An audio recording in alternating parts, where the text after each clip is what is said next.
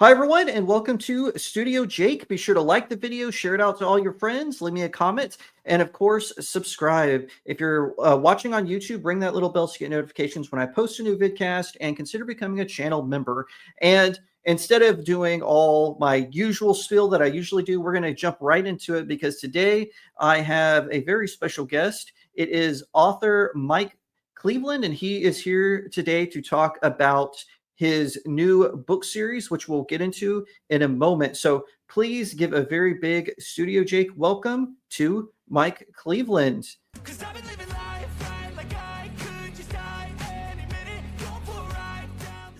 Mike, thank you for joining Studio Jake. Hi, Jake. Nice to be with you today. Thanks for having me. Yeah, of course. And so your new now, is this your latest book series, The Bridge Chronicles? Yes, it is the latest, and it's my first exploration into fiction.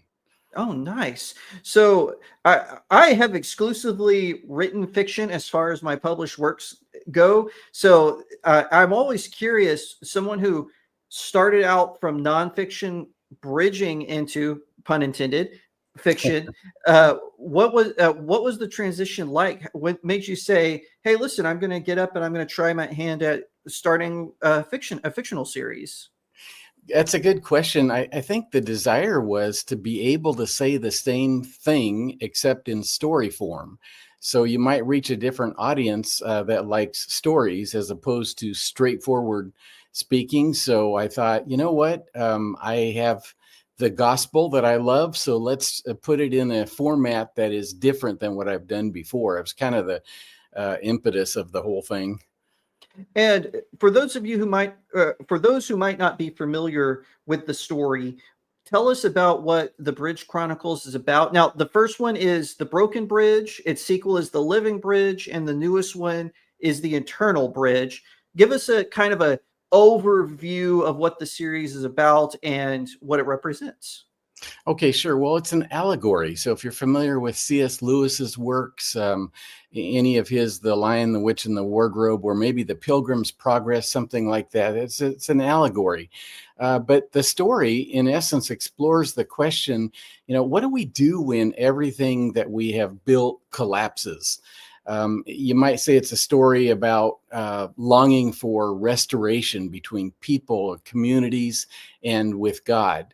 So it's an allegory about brokenness and beauty, loss and love.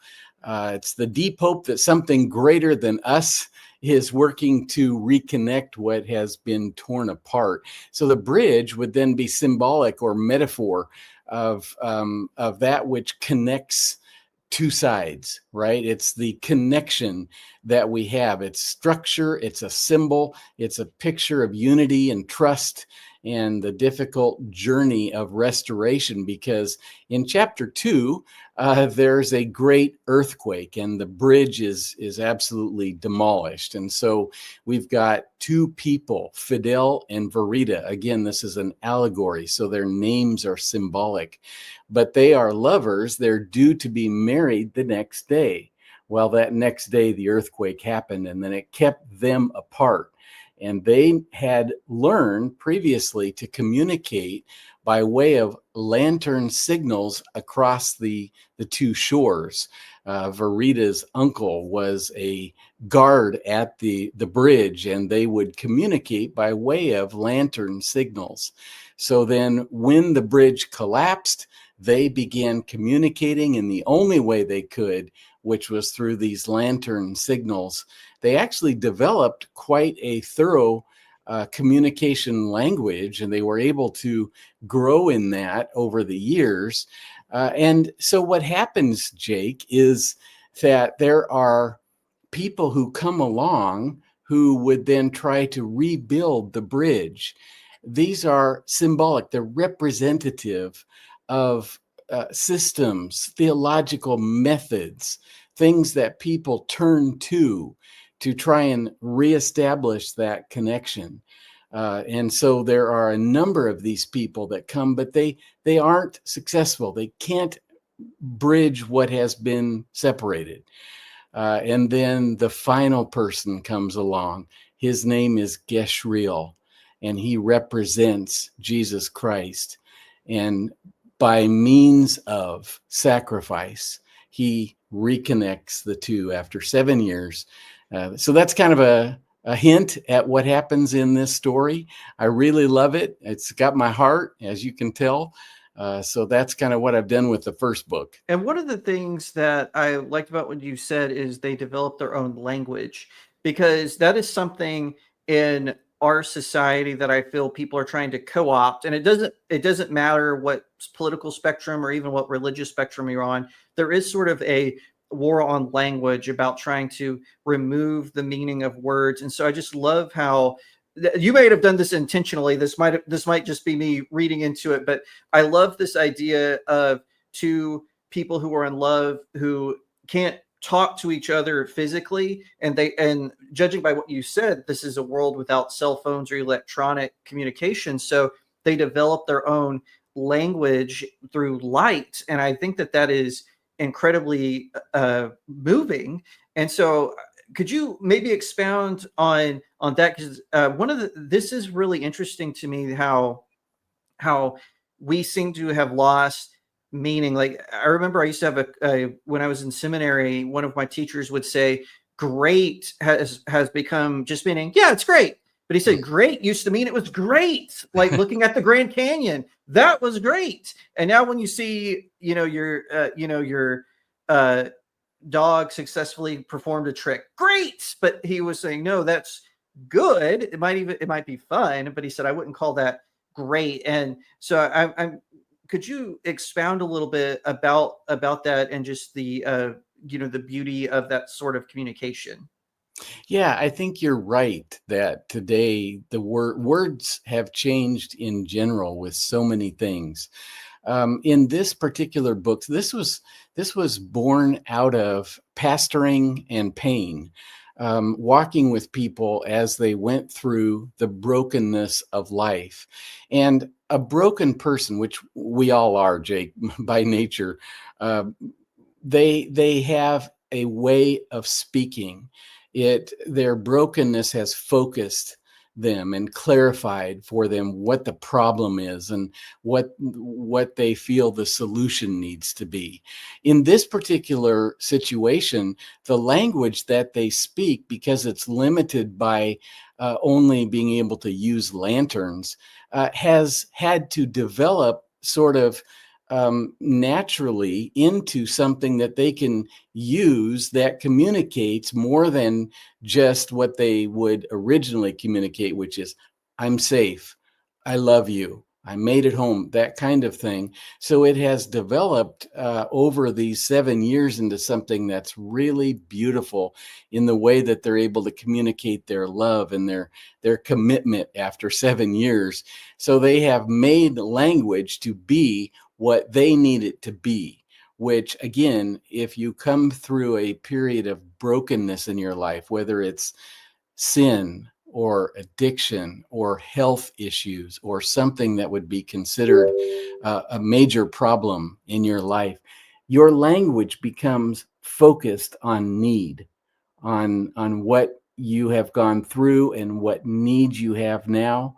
That's what's happened with them over the years. So does that address what you were talking about? It does. It does. And one of the things I wanted to ask is, why choose allegory? Because that is a very specific type of fiction. I've written allegory, and I've written allegory myself. My latest novella, Blessed Child, I've been calling a life affirming allegory, a parable, if you will. Yeah. And like you said, C.S. Lewis used it a lot. You especially saw this in Chronicles of Narnia. A lot of what the children experience in Narnia is an allegory. So I'm curious, why go for allegory as opposed to, like a straight fiction story kind of set in this world with this magic, or I don't want to say magical, but the spiritual bridge, the supernatural bridge. Why choose specifically to go that route? That's a good question. And I think because of the effect that it has had on me personally. Back in the early days of my Christian faith, I read C.S. Lewis, The Great Divorce. I read the Screw Tape Letters. they impacted me so mightily that through symbol, through imagery, through metaphor, through parable, you're able to convey something in a deeper level that you would not by speaking straight like you and I. Words, Jake, are amazing in the sense that, Jesus was called the Word of God. In the beginning was the Word, and the Word was with God. But he himself had to be reduced down and put into a body to become the Word. In parable and in allegory, we're able to expand that back out and to teach and to say things that are bigger and broader than a simple direct word like you and I are using here. And it says about Jesus in his way of speaking that without a parable, he did not speak. So he used parable or metaphor um, mainly. And if you look at even the Old Testament is stories. They're actual historical stories, but they're designed to be parables that teach more than what the simple word is. So that, long story short, I absolutely love allegory. I love pictures because we're seeing things in pictures that we wouldn't be able to see if we just limit it and narrow it down to plain speech, as it were. Now, you said you had a kind of a start in nonfiction. What inspired you to begin writing? To begin with, are you in ministry? Do you work with people and whatnot, or are you a guy who just loves the Lord and you want to write and help people? I'm very curious about where you got your start on this journey. Oh, that's a good question. About 25 years ago, my wife and I started a ministry called Setting Captives Free. And in that ministry, we use scriptural, biblical principles to help people to overcome life problems. So I've written numerous books in that particular genre. And then as I got to pastoring, about 17 years of pastoring and walking with people through their pain, sometimes, Jake, people can understand truth better with a story than they can with just, this kind of direct teaching that one might need if they're going through problems and they need help getting out. But a story can come along and illustrate and expound on that. So that's kind of why I went from and I'm still involved in this ministry. We work in it daily. But boy, the thought came to me, you know what? We can reach people through a story, through allegory that we're not going to reach through direct forms of communication. That makes perfect sense. And what you got actually going back to the Bridge Chronicles, you actually got some good news today. You had reached when we were going emailing back and forth. Your book was the #1 bestseller in Christian fiction on Amazon today. That's fantastic. I think that's great. So clearly, your book is reaching an audience. It's getting a message out there, and for the people who are picking it up, who made it #1 in Christian fiction, what do you hope that they glean from your story? Well, that's the grace of God. I'm very thankful for it. It's a blessing that people are getting something from the book and are probably passing it along as well. I hope that what they will get from this story, Jake, is there are many false solutions to deep problems that we have. In this particular book, there are 6 of them presented in story form. I hope they'll see that the solution is the person and the work of Jesus Christ, his sacrifice of love, his gift of shedding his blood, giving up his life out of love for people that then connects what was broken. I hope they see and experience more of an appreciation for what he really did for us. That's my hope. And that's fantastic. Where are you going next? Is there a fourth book possibly in the Bridge Chronicles, or are you going to close the chapter on that one for now and possibly write other fiction, or do you think you're going to go back to nonfiction for the time being? I'm sticking with fiction, Nice. at least for right now. I do have a fourth book. The three Bridge Chronicle books are historical. They deal with man's fall. That's the brokenness, the broken bridge. The second book deals with the cross and resurrection and ascension. And then the third one deals with the promise of eternity, the second coming, the eternity in heaven with Christ. But I do have a fourth book that's almost finished, which is a modernized version of the Book of Ruth, set in 2026 with vertical gardens and drones and solar and everything in the book of that's not in the Book of Ruth back then. But I'm excited about that too, because, you know, Boaz is a redeemer from Bethlehem who purchases this outcast Moabite named Ruth. And of course, that's a beautiful picture of Jesus, the redeemer from Bethlehem, who purchases us outcasts and bring us in. So yes, I'm just all excited about this method of writing.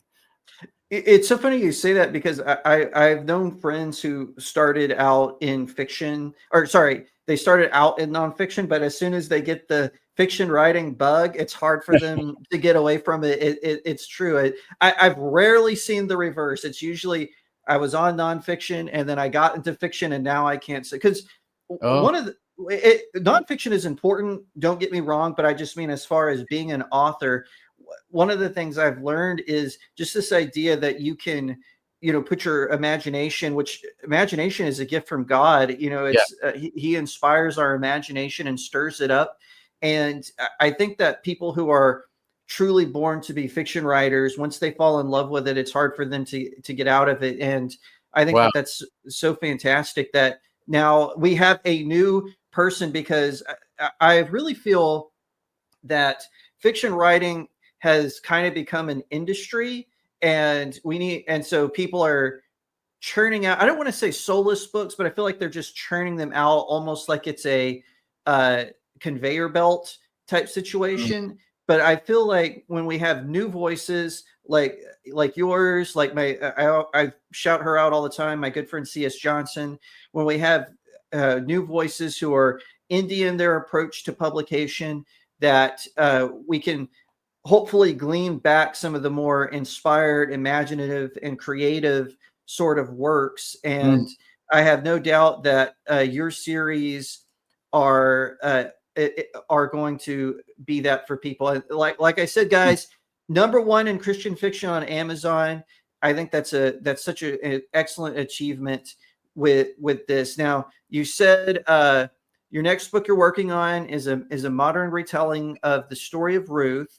So I'm curious, is that possibly the next series? Like, is Ruth the first in or I guess I could say futuristic retellings of these Old Testament heroes? Or Yeah. is that a hint? If you don't want to give too much away, that's fine. I'm just curious. Yes, and Jake, I'm so fascinated by what you said. I didn't realize fiction writing was a bug that you could catch. I think I've caught it.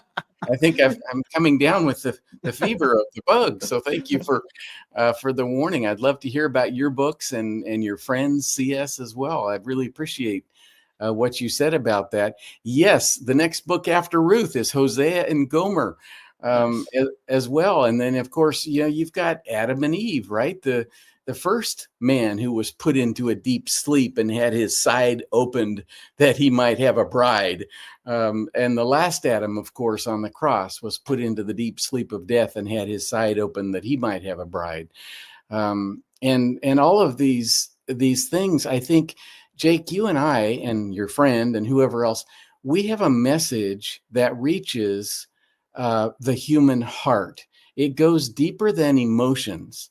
We have an eternal message, a message that will never get old, a message that gets better the more you understand it, a message that is eternal. So you and I should keep writing fiction. And no matter if we're bestsellers or not, the message is very important. And I love to hear that you have a fiction bug too. So I just didn't know that was a thing, but I'm glad to know it is. Yes, it is true. And one of the things that that I find whenever I connect with people like you, or I mentioned C.S. Johnson, is and best of all, this is just your first series, so you just got a glimpse into it. Is exactly what you said. Uh, uh, Bad reviews are going to come and go. The being on the list are going to come and go, but you are putting something out there that no one else will or can. It's from your imagination, and I believe people. That's why I made the statement about the conveyor belt. Is I feel like a lot of Mm. Christian publishers, they're just putting out like all of these Christian romances and dramas and stuff. And when I was growing up, we had Frank Peretti and Ted Decker Yeah. and other assortment of writers who just put it out, and they made things popular. Well, what happens when something becomes popular is you get imitators. And I really was, when I was reading about your books and stuff, I really felt like this was something fresh and new, and just what people needed. Now, what when it comes to, you mentioned C.S. Lewis and The Great Divorce, which is a fantastic book, by the way. You will never hear me say a bad word about anything C.S. Lewis has written. But do you have, besides C.S. Lewis, do you have other influences that you read that sort of influenced your prose in any sort of way? Like I always cite the Japanese writer Akira Toriyama. I cite C.S. Lewis, and for my fantasy series, I cite Tolkien. Oh. Are there people that you look up to in that writing space that really inspire you with your own works? Yes, good question. So the main one is Pilgrim's Progress, John Bunyan. Fantastic book. It just is basically what I derived the false bridge builders is from his work with, Mount Sinai, and where he talks about Mr. Legal or Mr. Law, and all the damage that he did, and almost Christian was tempted to follow after him. And all of Pilgrim's Progress to me is a beautiful story, but there's also another one which to me is just as good. It's Hind's Feet on High Places with Anna Hernard. Don't know if you're familiar with that one. Oh, I have. It's another great book. Yeah, and that was early in my wife's Christian experience, and she just fell in love with um, the story itself, but the method of telling it, with allegory and all of these things. I think Pilgrim's Progress is the second best-selling book next to the Bible in all of history, if I remember True. right. I think you're correct. And so there's a need, a real need for the greatest story ever told to be put with the greatest method of telling the story. And I think that's what you and I have. And so, yeah, those two things really affected me and my wife both. That's fantastic. Now, besides your books, Mike, you also have a Substack, correct? And Yes. so, where can people find you on Substack? Yes, I do have a Substack, and we put out writing every other day, just about, on Substack, and they can find me there if they just look up Love Stories, it's called, but also just my name on Substack. I love it because we can do notes, we can do posts, we can do audio, video. It's just to me, it's so much better, and I shouldn't say better because it's all what you like, but I don't go for most social media. But Substack I love because you can actually write more than 140 characters, Jake. You can It's write true. a Oh, whole. I have a Substack as well. I know exactly Oh, what you're talking good. about. I'll have to get yours. I'd love to get yours. Well, you should give us yours. Oh yeah, absolutely. I'll be happy to. And by the way, everyone, I will link Mike's Substack in the description of the video. I will also link his Amazon page in the pinned comment, so you can check out both there. And Mike, before we close, I just want to give you a chance. Do you have any final thoughts, or would you like to share where people can find your books and whatnot? Oh, well, just on Amazon. I mean, if they look at The Broken Bridge on Amazon, I think is the best place to have it. But I'm just excited, Jake, to be with you in this experience we are enjoying together of communicating eternal truths by way of fiction writing. It's a glorious way to get the message out. I'm thankful for you, and I'm thankful for you having me on today. Yeah, and thank you for coming on, Mike. And everyone else, please, everyone who is watching, please go check out Mike's books, check out his Substack. And I hope that you like this video, that you subscribe to the channel, leave me a comment, tell what you think. And also, like I said earlier, ring that little bell so you get notifications when I post a new interview like this. Like I said to Chris when I had him on, I plan on doing a lot more interviews like with Mike, because I love shouting out other creators. So Mike, thank you again for coming on StudioJake. Thank you, Jake. And to everyone else, I'll see you next time right here on StudioJake. 'Cause I've been living life right like I